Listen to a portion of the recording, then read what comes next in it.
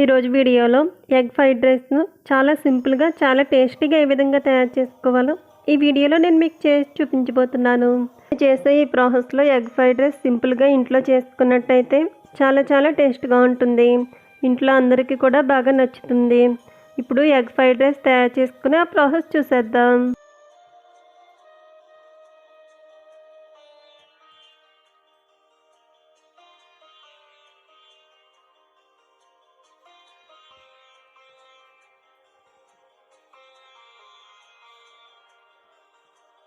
ఇలా ఇంట్లో ఉండే చాలా తక్కువ ఇంగ్రీడియంట్స్తో కూడా ఈ ఎగ్ ఫ్రైడ్ రైస్ ఇలా చేసుకున్నట్టయితే స్పైసీగా చాలా టేస్ట్గా ఉంటుంది.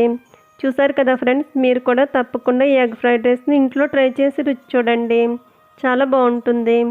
సో ఫ్రెండ్స్, ఈ వీడియో నచ్చితే లైక్ చేయండి, అలాగే మీ ఫ్రెండ్స్ అండ్ రిలేటివ్స్కు షేర్ చేయండి. Thank you for watching video friends.